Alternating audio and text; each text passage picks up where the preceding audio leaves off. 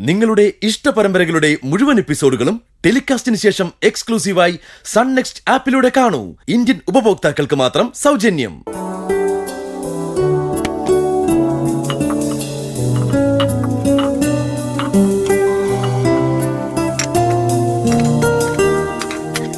ചേച്ചി, ഞാൻ ഇറങ്ങുവാണേ.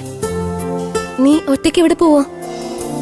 ശബരിയേട്ടൻ നിന്നെ കൊണ്ടുവിടാൻ വേണ്ടി നേരത്തെ ഇറങ്ങാന്ന് പറഞ്ഞിട്ടുണ്ട്. ശബരിയേട്ടൻ എന്തിനാ ചേച്ചി വെറുതെ ബുദ്ധിമുട്ടിക്കുന്നത്? 1/2 കിലോമീറ്റർ ആണെന്ന ബസ് സ്റ്റോപ്പ് ഉണ്ടല്ലോ, അവിടുന്ന് കോളേജ് റോഡിലേക്ക് ബസ്സുണ്ട്. ഞാൻ പോയിക്കോളാം. അപ്പോ മോള് ഇവിടുത്തെ റൂട്ടൊക്കെ മനസ്സിലാക്കി വെച്ചിട്ടുണ്ട് അല്ലേ? ഞാൻ കോളേജിൽ പോയി തുടങ്ങിയിട്ട് കുറെ നാളായില്ല. എന്റെ 1-2 ഫ്രണ്ട്സ് ഒക്കെ ഈ റൂട്ടിലുണ്ട്. അവരോട് ചോദിച്ച് മനസ്സിലാക്കിയതാ. Very good. ഇപ്പോഴത്തെ കുട്ടികൾക്ക് ഇങ്ങനൊരു കഴിവുണ്ട്. സ്വന്തം കാര്യങ്ങൾ നടപ്പാക്കാൻ അവരെ ആരെയും ആശ്രയിക്കില്ല. അതിന്റെ കുഴപ്പമുണ്ടാച്ചാ.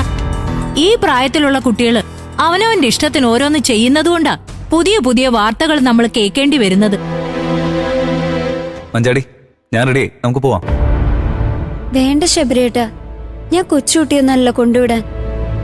ഇവിടുന്ന് കോളേജിൽ പോകേണ്ടത് എങ്ങനെയാന്ന് എനിക്കറിയാം. നീ അങ്ങനെ എല്ലാം അറിയുന്നവളാണെന്ന് കുട്ടി ഊഷിക്കല്ലേ. കുറച്ചു ദിവസം എന്തായാലും നീ ശബരിയേട്ടന്റെ കൂടെ കോളേജിൽ പോയി വന്നാ മതി. അതുകൊണ്ട് എന്താ ചേച്ചി കാര്യം? കുറച്ചു ദിവസം കഴിഞ്ഞ് ഞാൻ തനിച്ചു തന്നെ പോണ്ടേ? അത് ഞാൻ ഇപ്പോഴേ ചെയ്താ ശബരിയേട്ടന് എനിക്ക് വേണ്ടി ബുദ്ധിമുട്ടുണ്ടല്ലോ. ശബരിയേട്ടനല്ലാതെ തന്നെ 100 കൂട്ടം ജോലിയില്ലേ? അത് ശരിയാ. മഞ്ചാടി തനിച്ചു പോകാൻ തയ്യാറാണെങ്കിൽ അങ്ങനെ പോയിക്കോട്ടെ തയ്യേ. അതെ, മഞ്ചാടി താമസിക്കുന്ന സ്ഥലം മാത്രമേ മാറിയിട്ടുള്ളൂ. കോളേജ് പഴയത് തന്നെ. അതുകൊണ്ടേ ഇവിടെ നിന്ന് പോയി വരാൻ ഒരു ബുദ്ധിമുട്ടും ഉണ്ടാകത്തില്ല. നീയേ സമയം കളയാതെ വേഗം കോളേജിലെത്താൻ നോക്കും മോളെ. Thanks uncle. പോയിട്ട് ശരി ശരി, നോക്കി പോണേ. എന്നാ പിന്നെ നമുക്ക് എങ്ങ് കഴിച്ചാലോ? ശബരിയേട്ടാ, അച്ഛാ ഇരിക്ക്. എന്താ ബ്രേക്ക്ഫാസ്റ്റ് സ്ഥിരം ഉപ്പാവ് തന്നെ ആണോ? അയ്യോ അല്ല അച്ഛാ, ഉപ്മാവല്ല, ദോശ അച്ഛാ. Very good. പിന്നൊരു മാറ്റമുണ്ട്.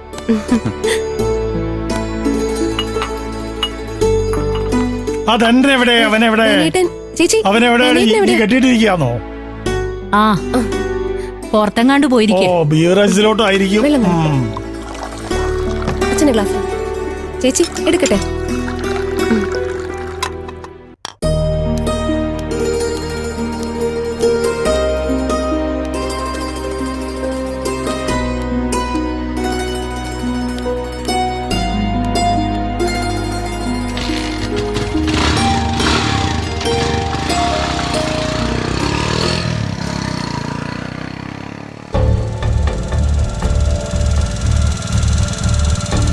ഹായ് മഞ്ചാടി.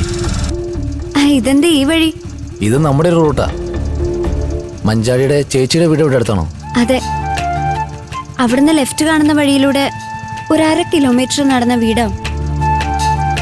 ഇന്നലെ കോളേജിൽ വന്ന് വിളിച്ചോണ്ട് പോയത് ചേച്ചിയുടെ ഹസ്ബൻഡ് ആയിരുന്നല്ലേ?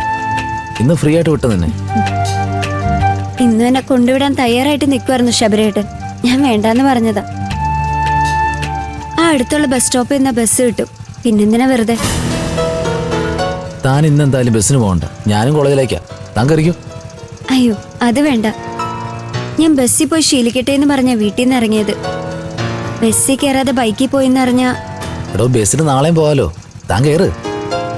ഇത്രയും സൗകര്യത്തിൽ ലിഫ്റ്റ് കിട്ടുമ്പോ ആരെങ്കിലും വേണ്ടെന്ന് വെക്കൂ. താൻ കയറടോ. എന്നാലും ഒരെന്നാലും ഇല്ല, താൻ കയറി. കേറടോ.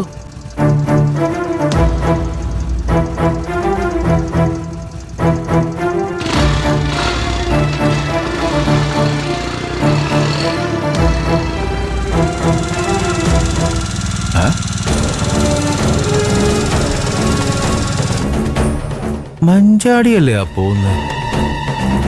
അല്ല, ഇവൾ ഇപ്പോഴാ ചെറുക്കന്റെ പുറകെ തന്നെയാണല്ലോ.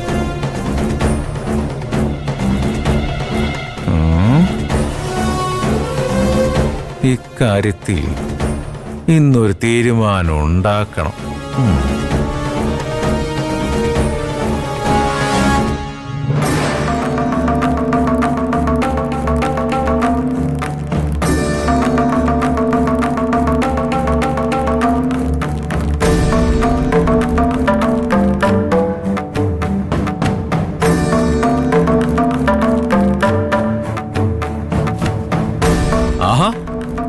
എല്ലാവരും ഉണ്ടല്ലോ. കാര്യമായിട്ട് എന്താ സംസാരിച്ച് നിൽക്കായിരുന്നോ? ഓ, മഞ്ചാടി ഇറങ്ങിയപ്പോ ഞാൻ എന്തോ പറഞ്ഞു എന്നും പറഞ്ഞ് ദേ ഇനി പറയാനൊന്നും ബാക്കിയില്ല. അങ്ങനെ ഇല്ലാത്തത് പറയരുത് വാസന്തി ചേച്ചി. അനിയത്തെക്കുറിച്ച് അനാവശ്യം പറയരുതെന്നേ അവള് പറഞ്ഞിട്ടുള്ളൂ. വേണ്ട, ഇനി വീണ്ടും അതേ കാര്യം പറഞ്ഞൊരു സംസാരം വേണ്ട. അങ്ങനെ ഒരു ഉത്തരവിടാൻ വരട്ടെ. മഞ്ചാടി ഈ വീട്ടിലെ താമസിക്കുന്നേ. അവളുടെ കാര്യത്തിലേ ഇവിടെ താമസിക്കുന്ന എല്ലാവർക്കും ഉത്തരവാദിത്വം ഉണ്ട്. വാസന്തി മഞ്ചാടിയെ കുറിച്ച് എന്തെങ്കിലുമൊക്കെ പറഞ്ഞിട്ടുണ്ടെങ്കിൽ അതിലെന്തെങ്കിലും കാര്യം ഉണ്ടാവും. എന്ത് കാര്യം? മഞ്ചാരിയുടെ സമയദോഷം കൊണ്ട് അവൾക്കൊരു അബദ്ധം പറ്റി. അതും അവളുടെ തെറ്റല്ലെന്ന് ഞങ്ങൾക്ക് എല്ലാവർക്കും ബോധ്യമുണ്ട്. നിങ്ങൾക്ക് അങ്ങനെ ഒരു ബോധ്യം ഉണ്ടെങ്കിലേ അത് മാറ്റേണ്ട സമയമായി. നമ്മുടെ വീട്ടിലെ കുട്ടികളെ നമുക്ക് വലിയ വിശ്വാസമായിരിക്കും. പക്ഷേ പുറത്തിറങ്ങി അവര് പെരുമാറുന്നതേ അത് നമ്മുടെ വിശ്വാസത്തിനനുസരിച്ച് ആയിരിക്കില്ല. അപ്പൊ ചിലപ്പോ നാട്ടുകാര് പറയുന്നത് വിശ്വസിക്കേണ്ടി വരും. ഇവിടുന്ന് പോയ മഞ്ചാടി പേരുദോഷം കേൾപ്പിച്ച ചെറുക്കന്റെ കൂടെ കുറച്ചപ്പുറത്തുനിന്ന് ബൈക്ക് കയറി പോകുന്ന കണ്ടിട്ടാ ഞാൻ ഇങ്ങോട്ട് വരുന്നേ.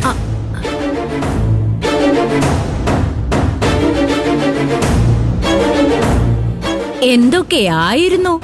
ഇപ്പൊ മനസ്സിലായോ അനിയത്തിക്ക് അബദ്ധം പറ്റിയതായിരുന്നില്ലെന്ന്? പണ്ടൊക്കെ പിന്നെ പിന്നെയായിരുന്നു, ഇപ്പൊ സ്പോട്ടിലാ മറുപടി. അല്ല പിന്നെ മാറിക്കില്ല. എനിക്ക് നിന്നോട് ദേഷ്യമൊന്നുമില്ല. പക്ഷേ അറിയാത്ത കാര്യത്തിന് വെറുതെ തർക്കിക്കാനും നെകളിക്കാനും നിൽക്കരുത്. നിന്റെ അനിയത്തിക്ക് അങ്ങനെ ഒരു അടുപ്പവും ബന്ധവും ഉണ്ടെങ്കിൽ അവരെ അങ്ങ് കല്യാണം കഴിപ്പിച്ചയക്കണം. അല്ലാതെ എന്റെ അനിയത്തി പരിശുദ്ധയാണ്, നിഷ്കളങ്കയുടെ പ്രതീകമാണ് എന്നൊന്നും പറയരുത്.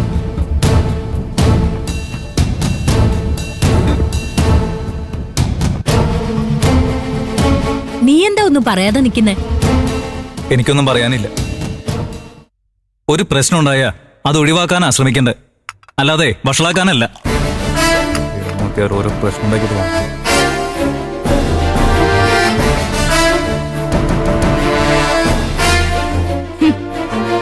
എന്റെ ധനേട്ടാ. എന്താ വാസന്തി? നിങ്ങൾ ഒരു ദേവദൂതനെ പോലെ ഇപ്പൊ വന്നത്. ഞാനേ അവളോട് രണ്ടെണ്ണം പറയാൻ ഒന്നും കിട്ടാതിരിക്കുന്ന സമയമായിരുന്നു. കൃത്യസമയത്ത് ധനേട്ടൻ വന്ന് ആവശ്യത്തിന് ആയുധം തന്ന് എന്നെ രക്ഷിച്ചു. നിന്നെ രക്ഷിക്കാനേ ഏത് യുദ്ധമുഖത്തും ഞാൻ മൃതസഞ്ജീവനിയുമായി വരുമെന്ന് നിനക്കറിയില്ലേ എന്റെ വാസു? അതെ, ശരിക്കും നിങ്ങള് ഹനുമാനാ. മൃതസഞ്ജീവനി കൊണ്ടുവന്ന ഹനുമാൻ.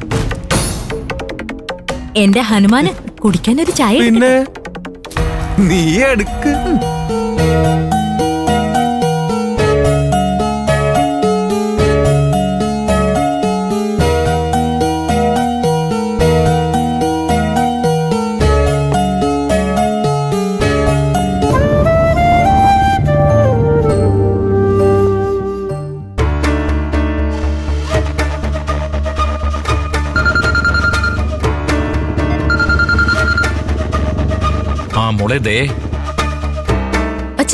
അച്ഛൻ എവിടെയാ? എനിക്ക് അച്ഛനോടൊരു കാര്യം പറയാനുണ്ട്. അച്ഛനിപ്പോ ഒരു സ്ഥലം വരെ പോയിക്കൊണ്ടിരിക്കുക മോളെ. മോള് പറഞ്ഞു. അച്ഛ, നമ്മുടെ മഞ്ചാരിയുടെ പോക്ക് അത്ര ശരിയല്ല അച്ഛ. എന്താ മോളെ, എന്തെങ്കിലും പ്രശ്നമുണ്ടോ? ഒരു പ്രശ്നമില്ല അച്ഛാ. മഞ്ചാടി ബ്രേക്ക്ഫാസ്റ്റ് കഴിക്കാതെ കോളേജിൽ പോയതിന്റെ ദേഷ്യ ദയക്ക്. രാവിലെ കഷ്ടപ്പെട്ടുണ്ടാക്കിയതാണെന്ന് ദയ പറഞ്ഞിട്ടും മഞ്ചാടി ലേറ്റ് ആയെന്നും പറഞ്ഞങ്ങ് പോയി. അതവളുടെ സ്ഥിരം പരിപാടിയാ. അമ്പിളി ഇതും പറഞ്ഞ് എപ്പോഴും അവളോട് വഴക്കിടുന്ന കേൾക്കാം. ദയ പറയുന്നത് കേട്ടപ്പോ ഞാനങ്ങ് പേടിച്ചു. വേറെ കുഴപ്പമൊന്നുമില്ല മോനെ. ഹേയ്, ഒന്നുമില്ല അച്ഛാ. ഇന്ന് മഞ്ചാടി തനിച്ചാ കോളേജിൽ പോയത്. ഇവിടുന്ന് ബസ്സുണ്ടല്ലോ.